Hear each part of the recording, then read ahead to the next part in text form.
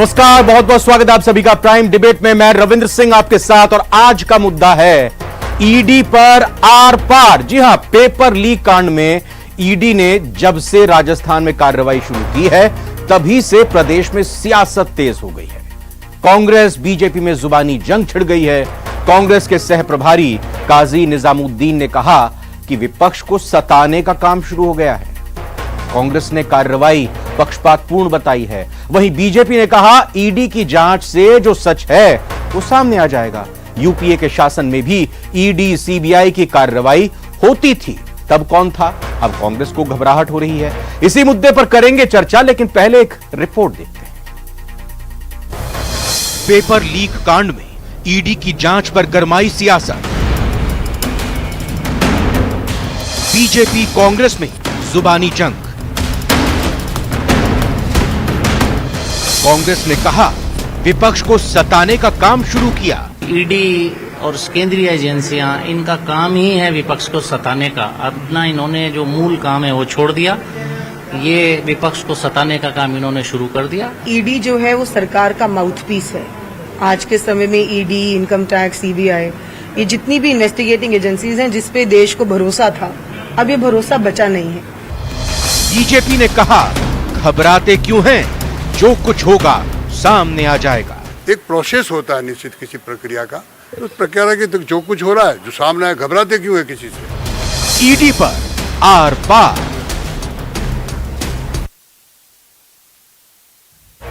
सबको इंतजार ईडी से क्या जो सच है वो सामने आ पाएगा, और सच सामने कब आएगा। और बड़ी बात तो ये, जो सच सामने आएगा तो क्या जो दोषी हैं उन पर कार्रवाई होगी। लेकिन इस बीच जुबानी जंग और राजनीतिक बयानबाजी लगातार हो रही है। आपका स्वागत, और महेश शर्मा जी आपका भी स्वागत। पहला सवाल सीधे तौर पर राजेंद्र आर्य जी आपसे करना चाहूंगा। ओम माथुर जी कह रहे हैं कि आप घबराते क्यों हैं, जो है वो सामने आ जाएगा। किरोड़ीलाल मीणा कहते हैं कि ये मोदी का राज है, यहां पर किसी तरह की रियायत नहीं होगी। घबराहट किस बात की हो रही है? देखिए रविंदर जी, ना तो कांग्रेस पार्टी ईडी से घबराती है, ना सीबीआई से घबराती है, ना इनकम टैक्स से घबराती है, और किसी भी ऐसी केंद्रीय एजेंसी से नहीं घबराती। आपको पता होगा कि 2014 से पहले भी जिस तरीके से मोदी जी कांग्रेस पर आरोप लगाकर आए थे, और उसके बाद में तमाम आरोप, चाहे कोलगेट की बात हो, चाहे 2G की बात हो, चाहे 3G की बात हो, तमाम जो मामले थे उनके अंदर क्या हुआ आपको पता होगा वो सारी बातें। और हम आज वही बातें दोबारा से दोहराना चाहते हैं कि इनकी जो कार्रवाइयां होती है, इनके जो आरोप होते हैं वो राजनीति से प्रेरित होते हैं। और अगर इनको वास्तव में मतलब ईडी की कार्रवाइयां करवानी है तो हम बताते हैं ना, हम इनको पता देते हैं, भाजपा शासित राज्यों का पता देते हैं, हम गुजरात का पता देते हैं। इस देश के तमाम घोटालेबाज जो गुजरात से हिंदुस्तान का खजाना लूट कर भागे, उनके ऊपर ईडी की कार्रवाई कब होगी। जिन लोगों के पास हजारों करोड़ रुपया नगद पकड़ा गया, उनके ऊपर ईडी की कार्रवाइयां कब होगी। जिन लोगों ने नोटबंदी के दौरान नोट बदली करी, कोऑपरेटिव बैंकों से जो घोटाले किए, उनके ऊपर ईडी की कार्रवाई कब होगी। या जो सेल कंपनियां थी जिनके ऊपर तमाम आरोप लगे, जो अड़ी है, तो मतलब पेपर लीक के तमाम प्रकरण, चाहे उत्तराखंड की बात हो, चाहे मध्य प्रदेश की बात हो, चाहे उत्तर प्रदेश की बात हो, चाहे गुजरात की बात हो, गुजरात ने तो। राजेंद्र आर्य साहब, मुझे इस चीज का आप जवाब दीजिए कि क्या आपको लगता है जो आप तमाम उदाहरण पेश कर रहे हैं कि बीजेपी अपने नेताओं के खिलाफ कब कार्रवाई करेगी, आपको लगता है कि ईडी की कार्रवाई उनके खिलाफ होगी? नहीं, हमें देखिए ना, यही तो बात है ना, आपने अपने जो सवाल है उसका जवाब खुद ही दे दिया। नहीं, मैं आपसे जानना चाह रहा हूं ना, तो फिर ये सवाल बनता ही नहीं है। तो फिर ये सवाल बनता ही नहीं। सवाल ये बनता है कि ईडी, जब यूपीए की 10 साल में सरकार थी, मुझे आप एक उदाहरण बताइएगा राजेंद्र आर्य साहब की, आपने कौन सी कांग्रेस शासित सरकार जो थी राज्य में, वहां पर ईडी की कार्रवाई की थी? और देखिए, ये भी उदाहरण दे दीजिए आप। मेरी बात सुनिए, हाँ सुन लीजिए, मैं आपको जवाब दे देता हूं। देखिए रविंदर जी, कांग्रेस की यूपीए की जो 2 कार्यकाल थे, उसके अंदर तमाम आरोप में जिन मंत्रियों पे लगे थे, उनमें से कई जेल भी गए थे, और बाद में वो चाहे, लेकिन जांच की जहां तक बात है, कांग्रेस पार्टी ने कभी भी भेदभाव नहीं किया। आपको पता होना चाहिए, हमारे तमाम लोग उस वक्त जेल में भी गए या उनके ऊपर जांचें भी हुई। लेकिन आज आप बताइए, ये 9 साल का कार्यकाल है, कांग्रेस ने चाहे मतलब लोकसभा के अंदर, राज्यसभा के अंदर हमने जितने भी आरोप, यहां तक कि हमने प्रधानमंत्री के ऊपर भी आरोप लगाए, उनका जवाब आज तक इन लोगों ने नहीं दिया। और जांच तो बहुत दूर की बात है, नोटबंदी के घोटाले आज भी यथावत है। आपको पता होगा इस देश की, हम बार बार ये आरोप क्यों सुमित लगाते हैं? गोदारा जी, जरा आप जनता- जवाब दीजिएगा। जितने सवाल यहां पर राजेंद्र आर्य जी ने उठाए और विपक्ष को सताने का काम ईडी के मार्फत शुरू हो गया है, पक्षपातपूर्ण ये पूरी तरह से कार्रवाई, और आज की तारीख में mouthpiece ED. Enforcement directorate बनाया किस लिए गया है? एजेंसीज का काम है काम करना। यदि यही मुख्य हर चीज पे ये काम करते हैं, भ्रष्टाचार पे जीरो टॉलरेंस की बात करते हैं, जब भ्रष्टाचार नहीं, लेकिन अमृता धवन कह रही है ना कि भरोसा ईडी पर नहीं रह गया है। और आप बीजेपी के नेता, आपको क्यों वो नहीं दिखाई देते जिनके घरों से कैश बरामद होता है? अगर ईडी को कार्रवाई करनी थी राजस्थान में, तो ये पेपर लीक का मामला जो है पुराना हो चुका है। अब चुनाव 2-3-4 महीने बाद होने हैं। इस वक्त ईडी जो आई है उसको लेकर सवाल और शंका उत्पन्न हो रही है। देखिए रविंद्र जी, मैंने जो सवाल पूछे आप उनसे पूछिए ना। मैंने जो तमाम सवाल खड़ी किए उनके ऊपर उनका जवाब आना चाहिए। रविंद्र जी, सुमित जी को उन बातों पे जवाब देने चाहिए जो चाहे संजीवनी क्रेडिट कोऑपरेटिव सोसाइटी हो, चाहे आदर्श घोटाले की बात हो, चाहे एफपीओ की बात हो, चाहे सेल कंपनियों के अंदर जो पैसा लगा, लाइए उन दोनों पे को लाइए। जवाब दीजिए। आप इधर उधर की बातें मत कीजिए। सुमित जी, आपके जवाब उन बातों पे दीजिए। बोले सुमित जी। जो आपके मंत्रियों का पैसा लगा है विदेशों के अंदर, वो किसका है? आप राजस्थान की बात कीजिए कि राजस्थान में नहीं क्या नहीं, हो रहा है? मैं ये तो- वो मंत्री राजस्थान संजीवनी क्रेडिट, नहीं, वो ईडी की बात कर रहे हैं। ईडी को अगर राजस्थान में कुछ गलत दिख रहा है तो बाकी जगहों पर क्यों नहीं दिख रहा है? जो सीधी सी बात है, आपको पूरे देश की, प्रधानमंत्री पूरे देश के सिर्फ राजस्थान पे नजर रखने के लिए थोड़ी है। और संजीवनी कहां का मामला है ये भी बता दीजिएगा। संजीवनी भी राजस्थान का मामला, मैं तो कह नहीं, रहा वो तो हूं मैं ना, हम संजीवनी वही तो मैं की कह रहा हूं, जांच सुमित करवा गोदारा जी दीजिए ये आप। पूछ रहा हूं। 1 मिनट जवाब ले लेते हैं। सुमित जी बोलिए। कसोट के नए कीर्तिमान बनाए इन मंत्रियों के पास यदि आप जांच होगी, कल्पना से बाहर राजस्थान सरकार में जो मंत्री हैं, जो इनके विधायक हैं, उनके द्वारा पैसा कलेक्ट किया गया, उसकी कल्पना नहीं कर सकते। हकीकत ये है, आप जाइए, हर क्षेत्र में ये चर्चा का विषय बना हुआ है। आप इसीलिए मुख्यमंत्री बार बार ये ईडी के नाम से डर रहे हैं कि ईडी नहीं आए कि बच जाए। उन्होंने जो भाषण मत दीजिए, ये चुनाव सभा नहीं है। आपसे सवाल पूछे, उनका जवाब दीजिए। आप आपसे सवाल पूछे कि संजीवनी क्रेडिट कोऑपरेटिव घोटाले का पैसा लाइए भाई, दोनों को लाइए। वहां पे ईडी ने जांच क्यों नहीं की? आप बताइए तो सही ना। आपको पूछ रहा हूं मैं, आपको पूछ रहा हूं कि एफपीओ में जो पैसा लगा, अडानी के जो सेल कंपनियों में पैसा लगा, वो किसका है? चाहे नोटबंदी के अंदर जो नोटबंदी की गई कोऑपरेटिव बैंकों के माध्यम से, वो घोटाला किसने किया? अब इतने सारे सवाल पूछ लेंगे तो फिर वो जवाब कैसे देंगे? एक एक करके सुमित जी जवाब दीजिए ना, जो जवाब यहाँ पे सवाल उठाए जा रहे हैं। सिर्फ 3 ही तो सवाल है। नोटबंदी का जवाब दे दीजिए। आदर्श बात करो तो पर कुछ है ही नहीं, कहां से मैं पूछ रहा हूं सुमित जी, आप बताइए ना। नहीं तो आप एजेंसी थोड़ी है जो आप इसका फैसला लेंगे। अगर कोई बात उठती है तो फिर इसको भी जांच एजेंसी को सौंपनी चाहिए। अडानी के एफपीओ के अंदर जो 20,000 करोड़, वो किसका था?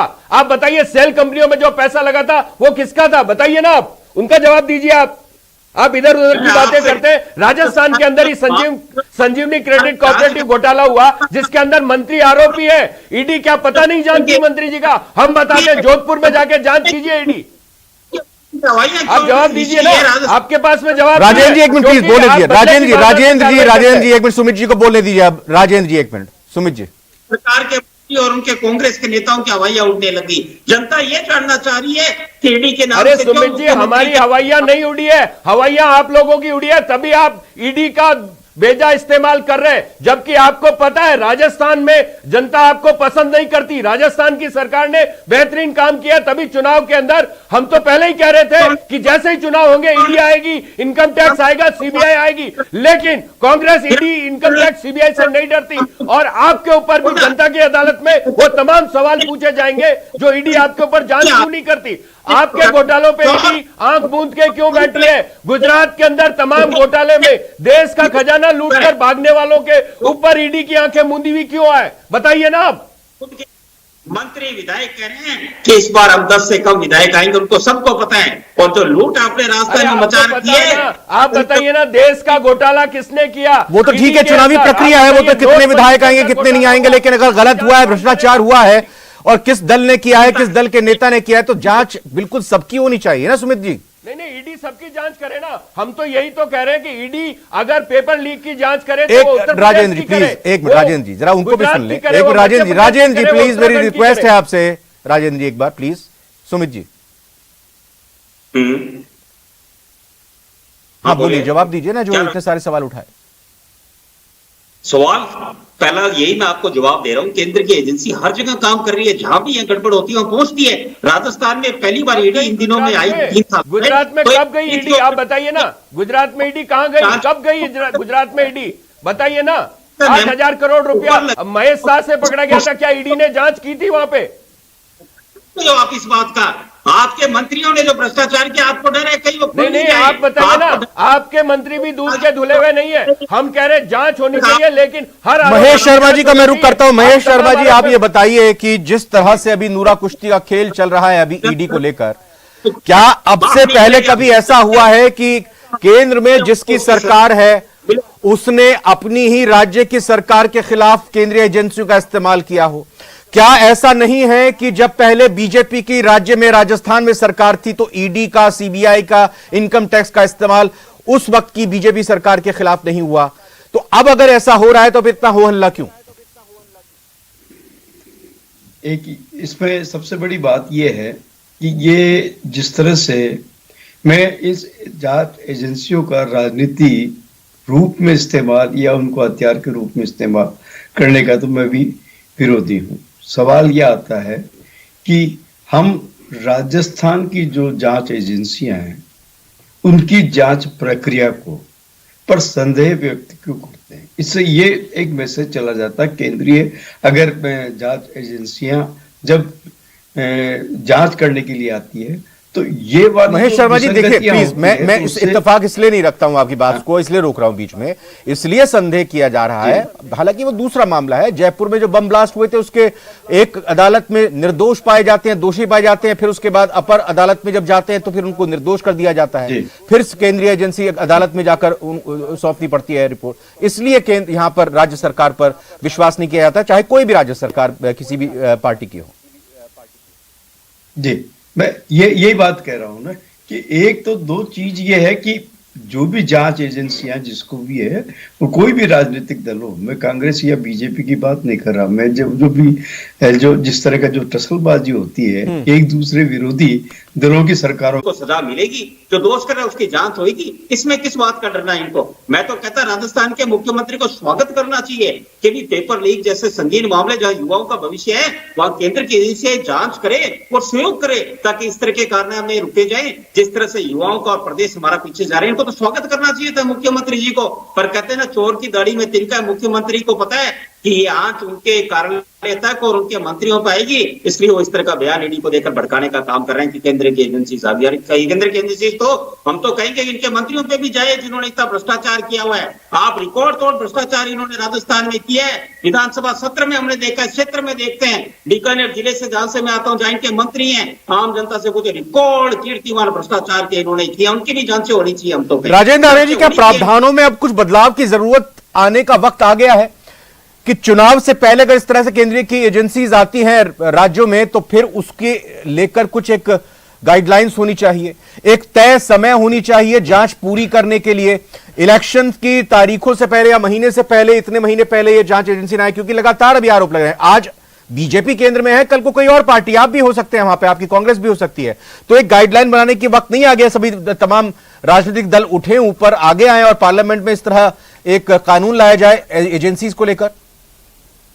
देखिए रविंदर जी, भारत राज्यों का संघ है, राज्यों की अपनी वो है और केंद्र की अपनी पूरी की पूरी रहती है, तो सबके अपने अधिकार क्षेत्र है, सबके अपने अपने वो जहां पे भी केंद्र अतिक्रमण करता है तो वहां पर दिक्कत होती है। आपको मैं वही बता रहा हूं, जब आपको पता है राजस्थान के अंदर एसओजी ने बहुत बेहतरीन तरीके से काम किया और इस तमाम घोटालों को एसओजी ने खोला, उसके बाद में उसके ऊपर सवाल उठाना मेरे ख्याल से राजनीति से प्रेरित है। और जैसा आपने कहा कि इन एजेंसियों की, मैं कह रहा हूं निश्चित रूप से आपने बिल्कुल बहुत ही बेहतरीन तरीके से यह बात कही कि अगर इस तरीके से बेजा इस्तेमाल होता रहा तो ये हमारी केंद्रीय जांच एजेंसियां प्रासंगिकता खो देगी। जिस तरीके का विदेशों में हमारी जो छवि बन रही है कि हम अपने विरोधियों के खिलाफ जिस तरीके से एजेंसीज का दुरुपयोग करते हैं। आपको पता होगा हमारे नेता राहुल गांधी जी को जिस तरीके से एक जज के द्वारा मतलब अयोग्य घोषित किया गया लोकसभा से। नहीं मतलब नहीं, उनकी ये अयोग्य न्यायपालिका घोषित कर पर दिया। ऐसे सवाल नहीं उठा सकते। सुनिए, नहीं देखिए, टिप्पणी न्यायपालिका पर आप उसकी- सवाल नहीं उठा सकते। नहीं, आप उन जजों के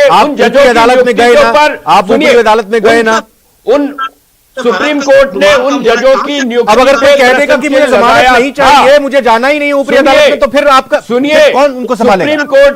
सुप्रीम कोर्ट ने उस जज की नियुक्ति पे प्रश्न चिन्ह लगाया था। इसलिए मैं यहां पर यह सवाल कर रहा हूं कि निचली अदालतों का भी दुरुपयोग भाजपा की सरकारों के द्वारा किया जा रहा है। ये बात यहां पर कहना जरूरी है। तो मैं ये बार बार कहूंगा कि ये जो हमारी स्वतंत्र एजेंसियां हैं, जो संवैधानिक एजेंसियां हैं, उनको स्वतंत्रता से दादा जी की और आवाज थोड़ी स्वायत्तता कट रही से है। काम करने देना चाहिए। क्योंकि बार बार अगर प्रधानमंत्री अपने विरोधियों के खिलाफ, क्योंकि आपने देखा होगा विगत 9 सालों में विपक्ष का मतलब भाजपा या भाजपा के समर्थन वाले एक भी आदमी के ऊपर ईडी ने, इनकम टैक्स ने, सीबीआई गोदारा जी, क्या आपको उम्मीद है कि ईडी की तरफ से चुनाव से पहले कुछ ठोस निकलकर सामने आ जाएगा जो आपके लिए एक जीत का टॉनिक को लेकर काम करे, लोगों को ये बताने के लिए काम करे कि हाँ देखिए ईडी इसलिए आई थी और उसने ये दूध का दूध पानी का पानी किया, या फिर बस ये नूरा कुश्ती चलेगी?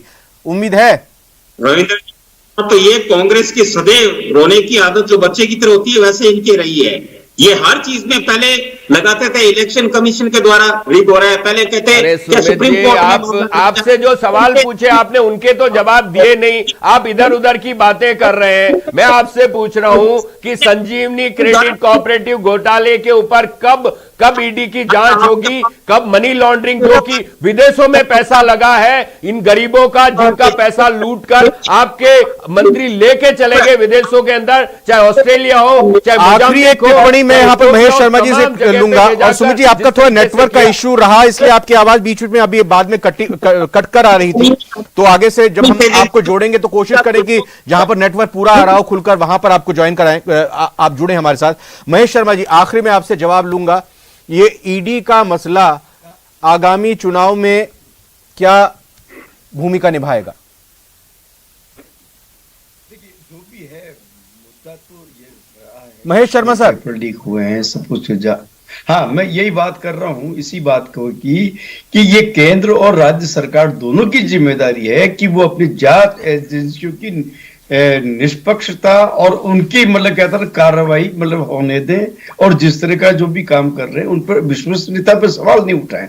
ये जो चुनाव के दौरान या चुनाव के ऐसे तारीख में ये राजनीतिक मुद्दा बन जाता है। बिल्कुल यही तो बात है कि ये नहीं है, निष्पक्षता बल्कि तय कौन करेगा? निष्पक्षता जनता तय करेगी, जनता सब कुछ देख रही है। निष्पक्ष- सवाल ये दोनों आज की हमने जिम्मेदारी केंद्र सरकार और सवाल जो आज हमने रखा था राज्य कि सरकार ईडी को की चाहिए जांच पर कि कांग्रेस के आरोपों में दम है क्या? क्योंकि कांग्रेस का यह कहना है विपक्ष को सताने का काम हो रहा है, माउथ पीस ईडी और बाकी तमाम एजेंसीज हो चुकी हैं, भरोसा इन एजेंसीज पर नहीं रहा है। जवाब क्या आया है दर्शकों का और हमारे व्यूअर्स का जो लगातार सोशल मीडिया प्लेटफॉर्म पर भी जुड़ते हैं? हाँ में 69% लोग कह रहे हैं। सुमित गोदारा जी, ध्यान से देखिएगा, ईडी की जांच पर कांग्रेस के आरोपों में दम है, उसमें 69% लोग हाँ में जवाब दे रहे हैं। तो विश्वसनीयता बरकरार रहे केंद्रीय एजेंसियों की, वो सभी आप तमाम महामहिमों को देखना होगा और माननीयों को देखना होगा, समझना होगा। बहुत बहुत धन्यवाद मैं करना चाहूंगा सुमित गोदारा जी हमारे साथ जुड़े, राजेंद्र आर्य साहब और महेश शर्मा जी हमारे साथ प्राइम डिबेट में आज जुड़ने के लिए। फिलहाल अभी इतना ही, एक ब्रेक का वक्त है।